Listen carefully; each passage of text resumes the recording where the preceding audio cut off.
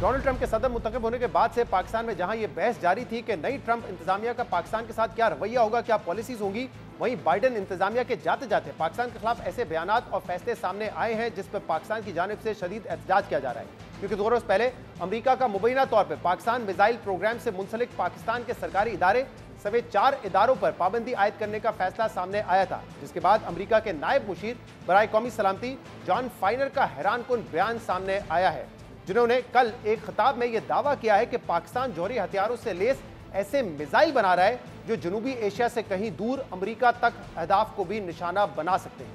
Pakistan. Recently, Pakistan has developed increasingly sophisticated missile technology, from long-range ballistic missile systems to equipment that would enable the testing of significantly larger rocket motors. If these trend lines continue, Pakistan will have the capability to strike targets well beyond South Asia, including in the United States, raising real questions about Pakistan's intentions. The list of countries that possess both nuclear weapons and the missile capability to directly reach the U.S. homeland is very small, and they tend to be adversarial towards the United States, Russia, North Korea, and China. So candidly, it's hard for us to see Pakistan's actions as anything other than an emerging threat to the United States. America माजी में भी ऐसी companies पर पाबंदियां लगा चुका है जिनका ताल्लुक मुबैना तौर पर मिसाइली निज़ाम से होता है, लेकिन इस किस्म का बयान पहले कभी सामने नहीं आया। इसकी वजह क्या है, इस पर हम बात करेंगे। उसके लिए हमें ज्वाइन किया है सैयद मोहम्मद अली साहब ने, माहिर कौमी सलामती अमूर। बहुत बहुत शुक्रिया अली साहब, आपने हमें ज्वाइन किया। अली साहब, क्या वजह है? पाबंदी तो लगाई गई और माजी में भी हमने देखा है कि इस तरह की पाबंदियां लगी है, लेकिन ये खदशा अमेरिका को है कि अब जो हम लॉन्ग रेंज बैलिस्टिक मिसाइल बना रहे हैं उसकी रीच अमेरिका तक हो सकती है और ये थ्रेट महसूस कर अमेरिका। क्या वजह है इसकी? बहुत शुक्रिया। देखिए, मैं समझता हूं कि मुझे अफसोस है कि एक आला अमेरिकी ओहदेदार ने एक इंतहाई गैर जिम्मेदाराना और गैर संजीदा बयान दिया है।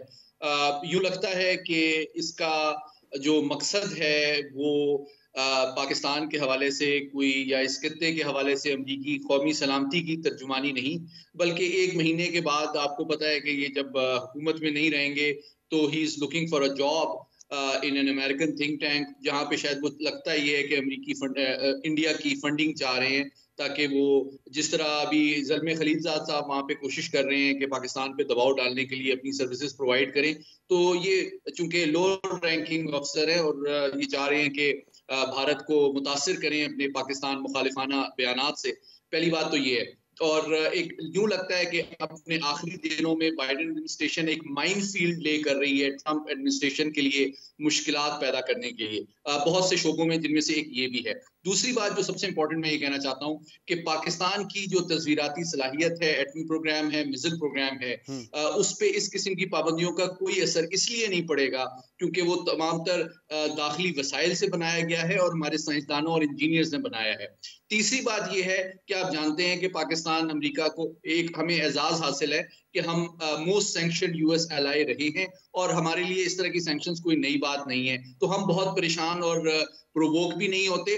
लेकिन हमें यह तवक्को है कि आने वाली जो ट्रंप इंतजामिया है वो इन गलतियों का अजाला करेगी, उन पे रिव्यू करेगी, क्योंकि पाकिस्तान अपने सबसे बड़ी एक्सपोर्ट मार्केट, अपनी डायस्पोरा और IMF वर्ल्ड बैंक में जो हमें गुडविल अमेरिका की चाहिए होती है उसको अप्रिशिएट करता है। तो कोई वजह नहीं है कि हम अमेरिका पे हमला करके अपने माशी मुफादात को खुद ही नुकसान पहुंचाने की कोशिश करें, सिवाय इसके कि ये भारत की एक कोशिश है कि, और इस बात का सबूत है कि भारत का जो असर है वो अमेरिकी पॉलिसीज और पॉलिसी साजों के ऊपर बढ़ रहा है। सही। ये भी बताइएगा अली साहब, आपने कहा कि माजी में भी पाबंदियां लगती रही हैं और इस मर्तबा भी जो पाबंदियां लगी उससे कोई फर्क नहीं पड़ना पाकिस्तान का जो मिसाइल सिस्टम है उस पर। क्या रॉ मटेरियल्स की खरीदारी या और कोई हमें ऐसी कोई चीज नहीं चाहिए होती जिसकी वजह से ये सैंक्शन जो है मुतासिर कर सकते हैं हमारे प्रोग्राम को?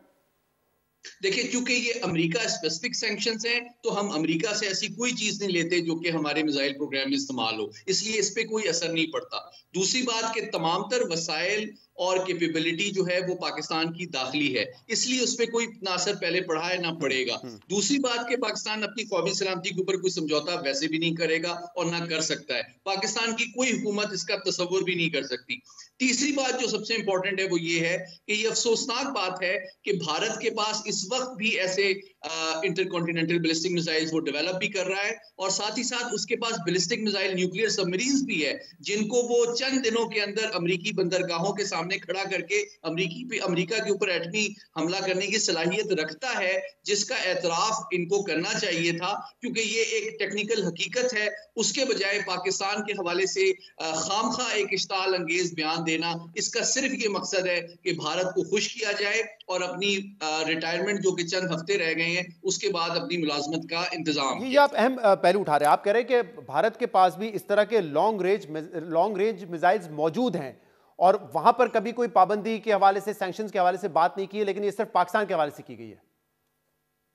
जी बिल्कुल, ना सिर्फ ये कि भारत टेस्ट भी कर चुका है, दुनिया के सामने डेमोन्स्ट्रेट कर चुका है अपने पैनल पर आज़मी मिसाइलों का, जिसको कि इस बात का टेक्निकल सबूत है कि उसका जो हदफ है वो सिर्फ पाकिस्तान और चीन नहीं है, बल्कि बिलाखिर वो एक आलमी ताकत पे के तौर पे अमेरिका को निशाना बनाने की सलाहियत भी हासिल कर भी चुका है और उसको बरकरार भी रखना चाहता है। तो ये वो हकीकत है जिसको मैं समझता हूं कि अमेरिका के पॉलिसी साजों को अपने कौमी मफाद में इग्नोर नहीं करना चाहिए। बहुत बहुत शुक्रिया।